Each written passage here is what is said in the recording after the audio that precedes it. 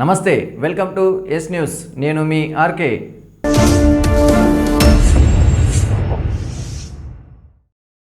వికారాబాద్ శాసనసభ్యులు డాక్టర్ మెతుకు ఆనంద్ అధ్యక్షతన వికారాబాద్ వ్యవసాయ మార్కెట్ కమిటీ నూతన పాలకవర్గ ప్రమాణ స్వీకార కార్యక్రమం జరిగింది. వ్యవసాయ మార్కెట్ కమిటీ చైర్పర్సన్గా ముద్దదీప భక్తవత్సలం, వైస్ చైర్మన్గా మేకా చంద్రశేఖర్ రెడ్డి మరియు కార్యవర్గ సభ్యులు ప్రమాణ స్వీకారం చేశారు. ఈ కార్యక్రమానికి ముఖ్య అతిథులుగా విద్యాశాఖ మంత్రి సబితా ఇంద్రారెడ్డి, చేవెళ్ల పార్లమెంటు సభ్యులు doctor Ranjith Reddy, TSEIIDC chairman Nagender గౌడ్లు, గౌరవ అధ్యక్షులుగా municipal chairperson Chigullapalli Manjula Ramesh, Shivareddypet PSCS chairman Mutyam రెడ్డిలు పాల్గొనగా TRS నాయకులు, కార్యకర్తలు పెద్ద ఎత్తున పాల్గొన్నారు.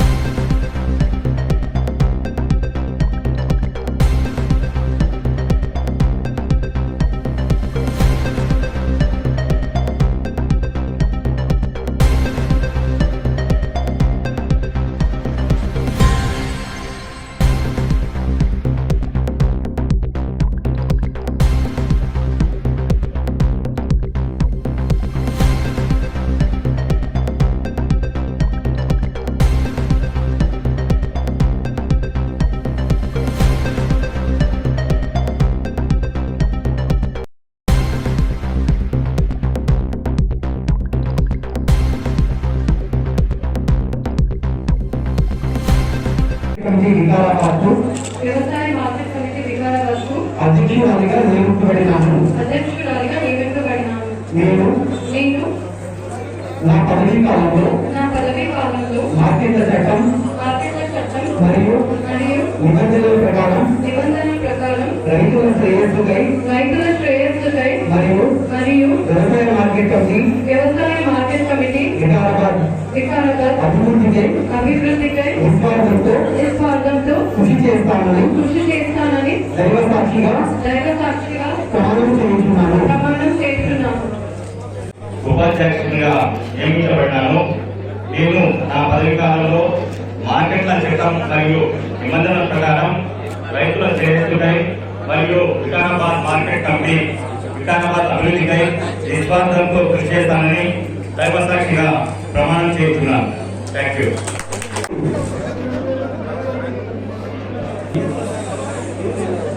వికారాబాద్ పట్టణంలోని ముఖ్య విలువలపల్లి సంస్థలో జన్మించినటువంటి దీపం పక్షులు గారు తెలంగాణ ముందుగా అంతేకాకుండా ప్రస్తుతం మార్కెట్ కమిటీ వ్యవసాయ మార్కెట్ కమిటీ చైర్పర్సన్ గా రాష్ట్ర ప్రభుత్వం నన్ను నియమించినందుకు ముఖ్యమంత్రి శ్రీ K.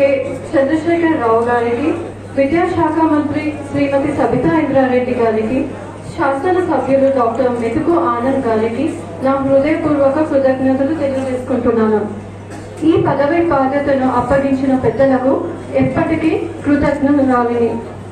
1975లో వికారాబాద్ పట్టణంలో వ్యవసాయ మార్కెట్ కమిటీ ఏర్పడినప్పుడు చైర్మన్ గా మా తాతగారు అయిన కీర్తిశేషులు ముద్ద వీరమల్లప్ప గారు నియామకం కావడం, వారి నాయకత్వం అనేక అభివృద్ధి కార్యక్రమాలు నిర్వహించడం జరిగినవి. ప్రస్తుతం నన్ను తాతగారి స్థానంలో చైర్పర్సన్ గా నియమించడం ఈ గుర్తింపు నా కుటుంబానికి ఇచ్చిన గౌరవంగా భావిస్తున్నాను. అలాగే తొలిసారిగా ఒక మహిళను చైర్పర్సన్ గా నియమించడం ఇది ఒక చారిత్రక పరిణామమే కాకుండా మహిళలకు ఇచ్చిన గౌరవంగా అభిప్రాయపడుతున్నాను. మనందరికీ అన్నం పెట్టే రైతన్నలకు సేవ చేసే అవకాశం కల్పించినందుకు చాలా సంతోషంగా ఉంది. మన అన్నదాత రైతన్న గురించి ఎంత చెప్పినా తక్కువే. రైతు బాగుపడినప్పుడే బంగారు తెలంగాణ సాధ్యమని మన ముఖ్యమంత్రి గారు అంటూనే ఉంటారు. కావున వికారాబాద్ ప్రాంతంలో వ్యవసాయ రంగాన్ని బలోపేతం చేయడం ఎంతైనా అవసరం. చాలా కూడా మనం వింటూ ఉంటుంటే పేపర్లో ఎప్పుడు చూసినా అవే న్యూస్లు ఉంటుండే. మన ముఖ్యమంత్రి గారు వచ్చిన తర్వాత ఎంత ఆత్మహత్యలు కానీ అన్నీ చాలా తగ్గిపోయినాయి.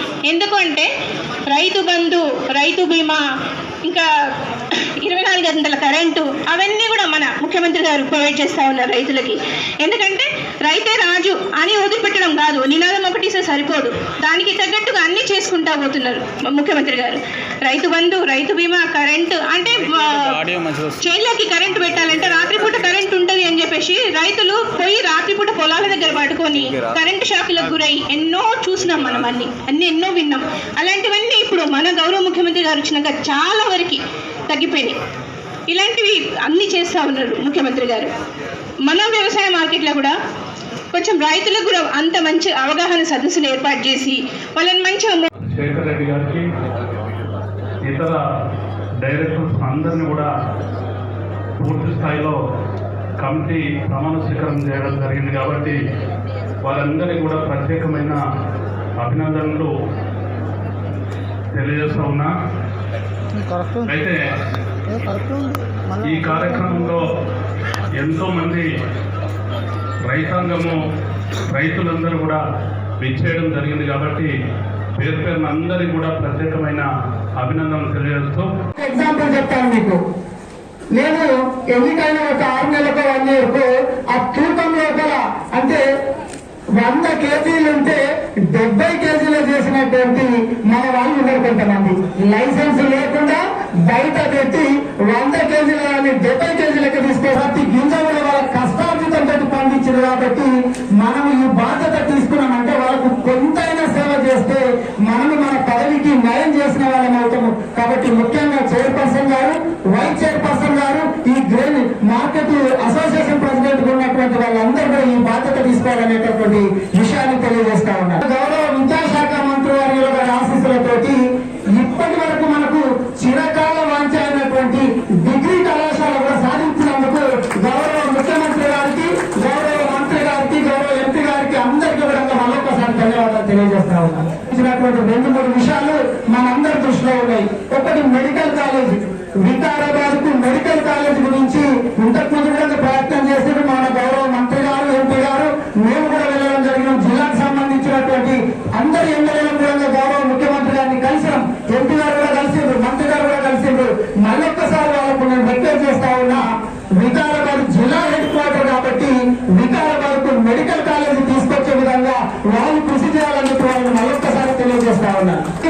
పెట్టాలనేటటువంటి మాట కూడా వాళ్ళని రిక్వెస్ట్ చేస్తా ఉన్నా. ఎందుకంటే మా వాళ్ళకి చాలా డౌట్లు ఉన్నాయి.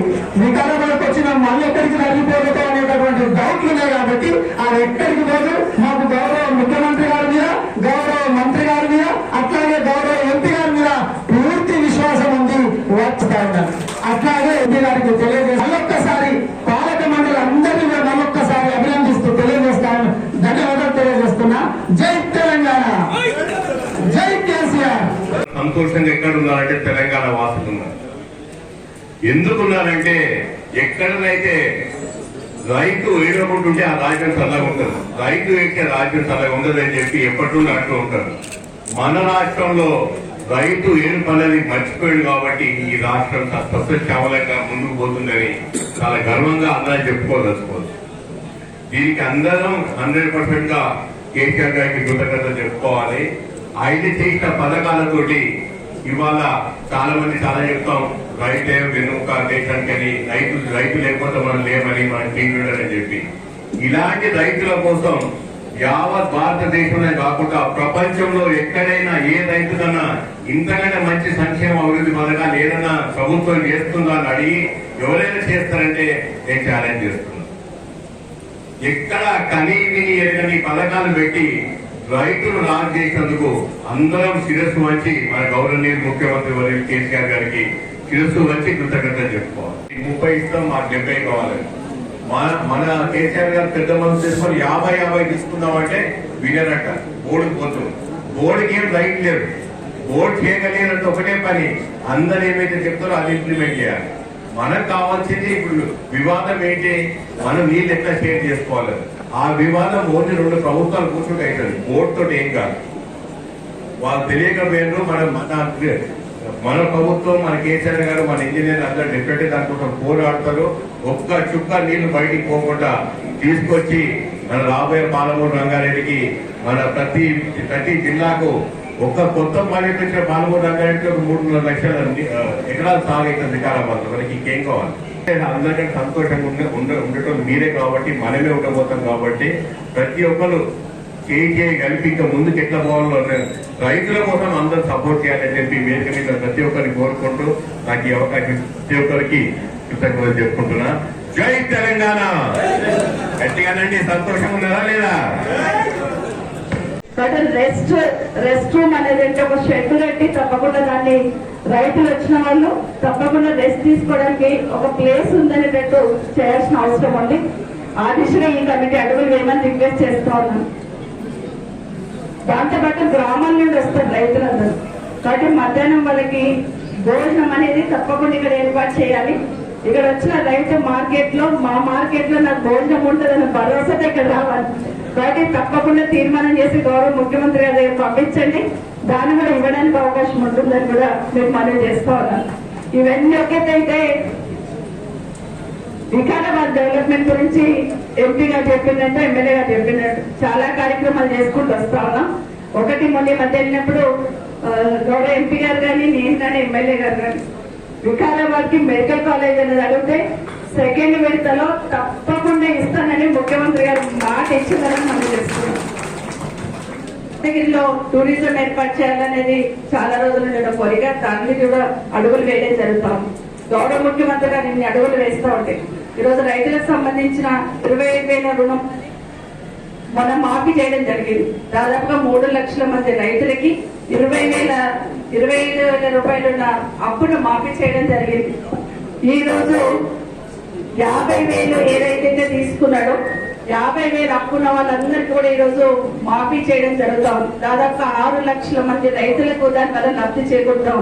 గారికి వాళ్ళ టీం అందరికి మనస్ఫూర్తిగా అభినందిస్తూ వారు వెన్నంటుండి కొత్త ఒరవడి సృష్టించేటట్టు వాళ్ళకు అవకాశం ఇచ్చిన ఎమ్మెల్యే గారిని కూడా రిక్వెస్ట్ చేస్తూ ఈ ప్రాంతంలో ఉన్న రైతన్నలందరికీ మేలు జరిగేటట్టు ప్రయత్నం చేద్దాం కూడా మరొకసారి తెలియజేసుకుంటూ, మరొకసారి చైర్మన్ గారికి వాళ్ళ టీం అందరికి కూడా congrats and all the best చెప్తూ, రైతులు నిరంతరం మీ తాతగా ఎట్లా గుర్తుపెట్టుకున్నారో మిమ్మల్ని కూడా గుర్తుపెట్టుకునే ప్రయత్నం చేయాలంటే తప్పకుండా అందరినీ కలుపుకొని ముందుకెళ్ళమని మరొకసారి కోరుకుంటూ సెలవు తీసుకుంటాం.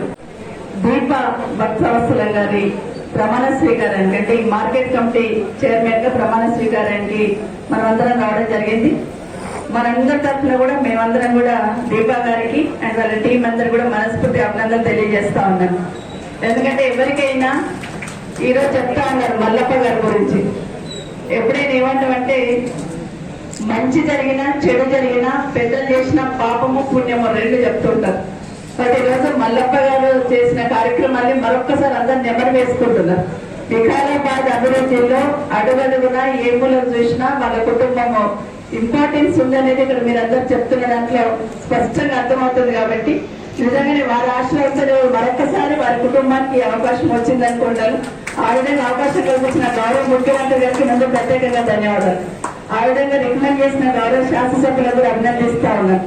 ఎందుకంటే ఈ పట్టణంలో కీలక పాత్ర పోషించిన వాళ్ళ కుటుంబానికి మరొకసారి మనము అవకాశం. తెలంగాణ ప్రదేశ్ కాంగ్రెస్ పార్టీ అధ్యక్షుడు రేవంత్ రెడ్డిపై అనుచిత వ్యాఖ్యలు చేసిన మంత్రి మల్లారెడ్డి వెంటనే క్షమాపణ చెప్పాలని వికారాబాద్ జిల్లా కేంద్రంలో మరియు పరిగి ఆర్టీసీ బస్టాండ్ ఎదుట కాంగ్రెస్ నాయకులు, యువజన కాంగ్రెస్ నాయకులు మల్లారెడ్డి దిష్టిబొమ్మను దహనం చేయగా తాండూరులో దిష్టిబొమ్మ దహన కార్యక్రమాన్ని పోలీసులు అడ్డుకొన్నారు. దీంతో పోలీసులకు కాంగ్రెస్ నాయకుల మధ్య తోపులాట జరిగిన అనంతరం పోలీసులు కాంగ్రెస్ కార్యకర్తలను అరెస్టు చేసి పోలీస్ స్టేషన్కు తరలించారు.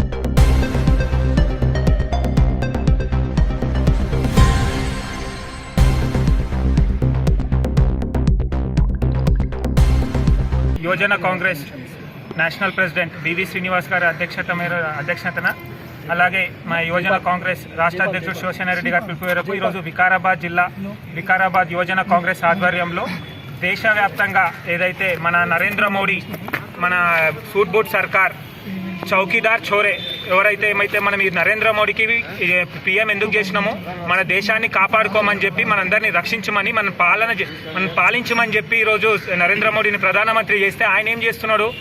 ఉన్న దేశాన్ని మొత్తం దోచుకుంటూ రోడ్లను అమ్మనికి పిఎండబ్ల్యూ అనే స్కీమ్తోని ఏం చేస్తున్నాడు? రోడ్లను అమ్ముతున్నాడు, ట్రాన్స్కో లైన్లను అమ్ముతున్నాడు, ఎయిర్పోర్ట్లను అమ్ముతున్నాడు, బిఎస్ఎన్ఎల్ ఆఫీసులను అమ్ముతున్నాడు. ఆయన మొత్తం ఉన్నది లేనిది మొత్తం దేశాన్ని అమ్ముకొని ఆయన ఒక రిచ్ ఫ్రెండ్స్ అనిల్ అంబానీ, అదానీ, నీరవ్ మోడీ వీళ్ళకి కట్టి పెడుతున్నాడు. అదేవిధంగా మొన్న మన ఇక్కడున్న బీజేపీ బండి సంజయ్ 2 రోజులలో వికారాబాద్కి పాదయాత్ర వస్తున్నాడు, ఏదో సాధించినామని చెప్పి పాదయాత్ర తీస్తున్నాడు. అదే మన కేసీఆర్ ఎక్కడైతే కోకాపేట్ భూములు అమ్మినప్పుడు తొడలు కొట్టుకుంటూ అరే కేసీఆర్ ని సంగతి చూస్తా అన్నాడు. బండి సంజయ్ నువ్వు అప్పుడు తొడలు కొట్టినావు కదా, ఇప్పుడు గుండు కొట్టుకుంటావా? మరి ఏం చేస్తావు? ఈరోజు నీ పెద్ద సారు నీ నరేంద్ర మోడీయే కదా మొత్తం ఇవన్నీ అమ్ముకుంటున్నాడు. ఫస్ట్ నువ్వు పాదయాత్రలు ఇవన్నీ బంద్ చేసి మీ నరేంద్ర మోడీని పార్లమెంట్లో పోయి ఈ ఆస్తులు అమ్ముకోకమని చెప్పు. అదేవిధంగా ఇప్పుడు పెద్ద దొంగ చిన్న దొంగ, అక్కడ కేసీఆర్ దొంగనే, అక్కడ నరేంద్ర మోడీ దొంగనే, ఇక్కడ కేసీఆర్ దొంగనే. వీళ్ళిద్దరు దేంట్లో కొట్లాడుతున్నారు? అభివృద్ధిలో కొట్లాడాలి, డెవలప్మెంట్లో కొట్లాడాలి, నిరుద్యోగులకు ఉద్యోగాలు ఇచ్చే విషయంలో కొట్లాడాలి. కానీ వీళ్ళు ఏం చేస్తున్నారు? ఈయననేమో భూములు అమ్ముతే ఆయననేమో ఎయిర్పోర్ట్లు అమ్ముతున్నారు. ఎవరి ముందు ఏది అమ్ముకుంటాము అని చెప్పి అమ్ముకున్నట్ల పోటీ హరాజ్ పెట్టుకొని అమ్ముకుంటున్నారు. అదేవిధంగా ఆయననేమో మంచిగా ఉన్న పార్లమెంట్ని తీసుకుపోయి కూల్చేసి కొత్త పార్లమెంట్ కడతా అంటాడు. ఈయననేమో సెక్రటరీని కూల్చేసి కొత్త సెక్రటరీ కడతాడు. ఏదైతే నరేంద్ర మోడీ పాలనల మనందరినీ కూడా చాలా అన్యాయం జరుగుతుంది. అయితే డిమానిటైజేషన్ తీసుకొచ్చి ప్రతి ఒక్కరి అకౌంట్లో 15 లక్షల రూపాయలు ఇస్తా అని చెప్పిండు. ఇప్పటి వరకు ఎవరి అకౌంట్లో ₹1 కూడా రాలేదు. అదేవిధంగా ఏదైతే ఎన్ఆర్సీ సిఏఏ తీసుకొచ్చి ఎప్పుడు మతపరమైన చిచ్చు రేపుతూ గొడవలు పెడుతూ దేశాన్ని మొత్తం సర్వనాశనం చేస్తుండ్రు. ఇదే విధంగా మన కేసీఆర్ గారికి నిన్న మంత్రి మల్లారెడ్డి మా PCC president MP Revanth Reddy గారిని తొడలు కొట్టుకుంటూ ఏమో హెచ్చరించావు బిడ్డ. మల్లారెడ్డి ఆల్రెడీ యువజన కాంగ్రెస్ ఆధ్వర్యంలో నీ ఇల్లు మొత్తం ముట్టడైంది, బయటికి వెళ్ళడానికి భయపడుతున్నావు. నువ్వు బహిరంగ క్షమాపణ రేవంత్ రెడ్డి గారికి చెప్పినాకనే ఇంట్లో నుంచి బయటికి వెళ్ళాలి, లేకుంటే యువజన కాంగ్రెస్ నాయకులు నిన్ను బయట ఏడ తిరగనీయమని హెచ్చరిస్తూ ఖబర్దార్.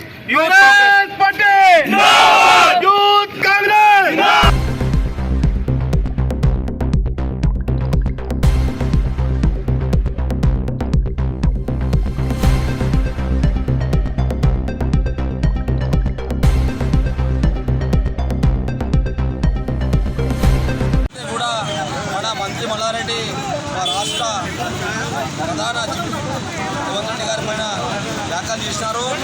దానిపైన మేము ఇవాళ కాంగ్రెస్ పార్టీ తరఫు నుండి విజయన్ కాంగ్రెస్ కానీ ఎంఎస్యూ కానీ భారీ ఎత్తున ర్యాలీ చేయడం జరిగింది. మల్లారెడ్డి ఒకటే మాట హెచ్చరిస్తున్నాడు, ఖబర్దార్ మల్లారెడ్డి, మీరు మీ గతం మర్చిపోయి మా రేవంత్ రెడ్డి పైన వ్యాఖ్యలు చేస్తున్నారు. ఖబర్దార్ మీరు మర్చిపోవడం గుర్తుపెట్టుకోవాలని సంబంధిస్తున్నాం. మీకు మా ఎన్ఎస్యూ కానీ విజయన్ కాంగ్రెస్ కానీ ఒకటే హెచ్చరిస్తున్నాం, మల్లారెడ్డి మీరు మీ గతాన్ని మర్చిపోయి మాట్లాడుతున్నారు. ఒకటే మాట మీకు చెప్తున్నాను, మీరు మా రేవంత్ రెడ్డి గురించి మాట్లాడే స్థాయి మీరు కాదు. మీరు మర్చిపోయి మాట్లాడితే మాత్రం బాగుండని చెప్పి చేస్తున్నాం. ఒకటే మాట మల్లారెడ్డి, రేపటి పరిస్థితులు దారుణంగా ఉంటాయంటే మీరు గడప దాటి బయటకు వెళ్ళాలంటే ఆలోచించిన పరిస్థితి ఉంటుంది మండలం నుంచి. ఒకటే చేస్తాం రేవంత్ రెడ్డి తరఫున మీకు మల్లారెడ్డి, ఖబర్దార్ మల్లారెడ్డి, కాంగ్రెస్ పార్టీ జిందాబాద్.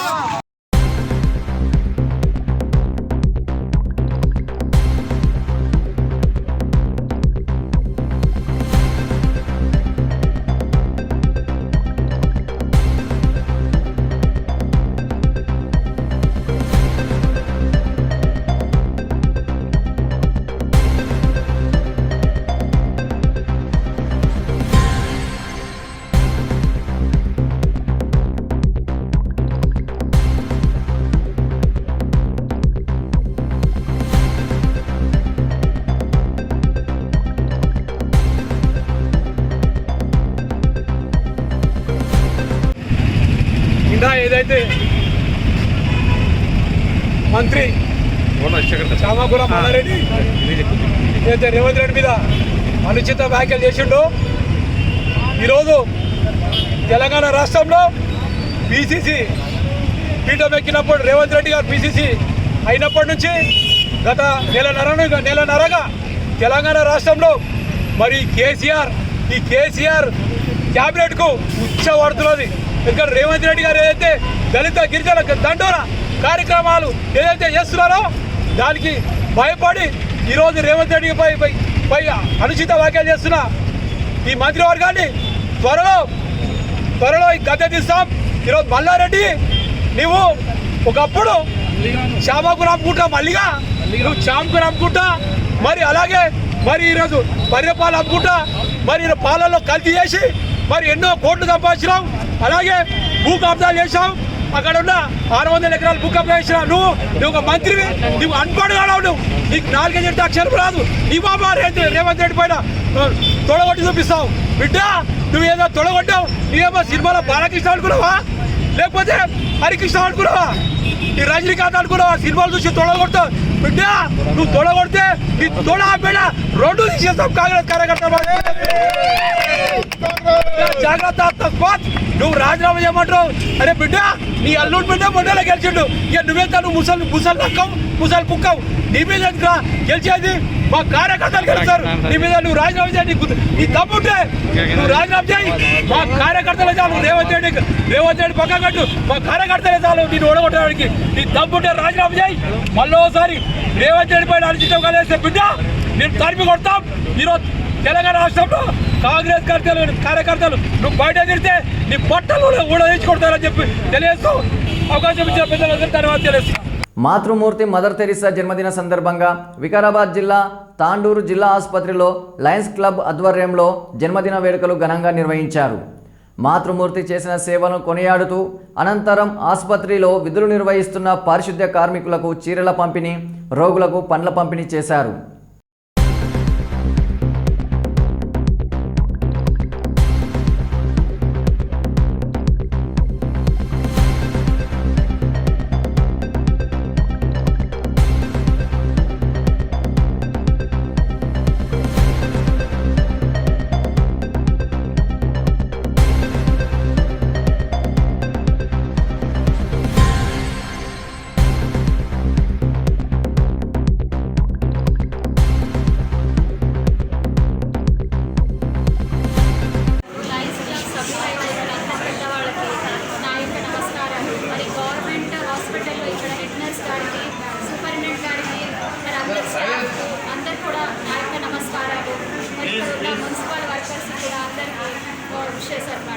ఇక్కడ ఈరోజు మదర్ తెరిసా ఆమె 18 సంవత్సరాలుగా ఈరోజు ఇక్కడ మనం లయన్స్ క్లబ్ ద్వారా సర్వీస్ యాక్టివిటీ చేస్తున్నాం.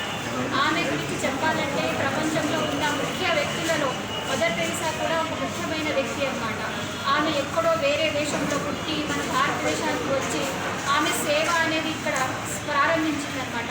పేదలకు మరి నిస్సహాయులకు మరి ఎంతో రోగగ్రస్తులకు అందరికీ కూడా ఆమె ప్రేమతో ఆమె అంతా సర్వీస్ చేసి ఆమె ఒక తల్లిగా ఎంతో పేరు సంపాదించుకున్నది. ఆమె సర్వీస్ తీసుకొని మనం కూడా కొద్దిగా చేయాలని లయన్స్ క్లబ్ సంస్థ ద్వారా అనుకొని కొద్దిగా సర్వీస్ కార్యక్రమం చేయడానికి ఇక్కడ వచ్చినాము. ధన్యవాదాలు. మదర్ తెరిసా మనకు ఒకటి చూపెట్టింది, మానవులోనే దేవుడు ఉంటాడని చెప్పి. రియల్గా చూస్తుంటే ఆమె చరిత్ర మనం చదివినా వినినా మనకు చాలా ఇది ఉంటుందంటే మన ఇంట్లో మనము మన పెద్ద వయసు ఉన్న వాళ్ళకు కూడా వాళ్ళకి ముట్టాలని కూడా ఒకసారి ఆలోచన చేద్దాం. కానీ ఎక్కడో పుట్టి ఎక్కడో వచ్చి సేవలు చేసి మానవానికి ఎట్లా తన సేవలు అందించి వాళ్ళకి తృప్తి లభించేటట్లా అదే రూపంలో మనము మదర్ తెరిసా చూడలే కానీ సాక్షాత్ రూపంగా వీళ్ళు చేస్తున్న సేవలు కూడా మనం కళ్ళతో చూస్తున్నాము. కాబట్టి ప్రతి సేవలో మానవుడు ఉంటాడు అని ఆమె మనకు సూచించింది. అదే స్ఫూర్తిగా తీసుకొని ప్రతి ఏటా మనం జరుపుతున్న ఈ కార్యక్రమంలో Tandur Lions club in patient ఉన్న రోగులకు పండ్లు పంపిణీ చేస్తాము. అదేవిధంగా వికారాబాద్ జిల్లా బషీరాబాద్ మండలం నవాంగి రైల్వే స్టేషన్లో రైలు దిగుతుండగా కాలు జారి కొర్విచెడ్ గ్రామానికి చెందిన అనిత 2 కాళ్లను కోల్పోవడంతో చికిత్స నిమిత్తం తాండూరు ప్రభుత్వ ఆసుపత్రికి తరలించారు.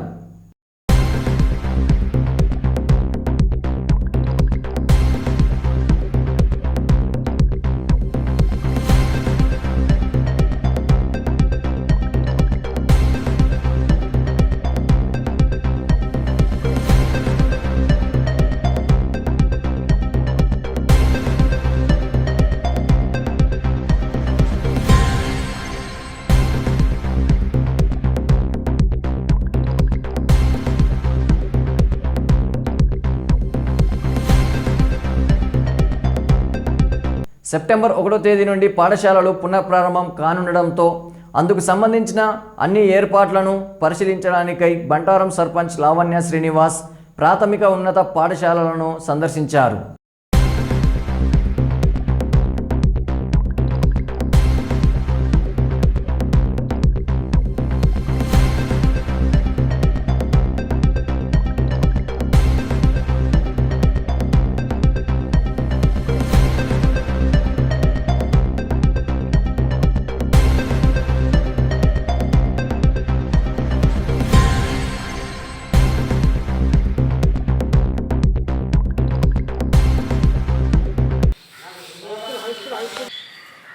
అదే నువ్వు ఊళ్ళో వచ్చిన తర్వాత తీసుకొని రా అంటూ నాలుగు పడాలి మాకు అడిగే. సెప్టెంబర్ 1 నుంచి స్కూల్ చాలు కావడంతో ఈ స్కూళ్ళు క్లీన్ చేయించడం జరుగుతుంది.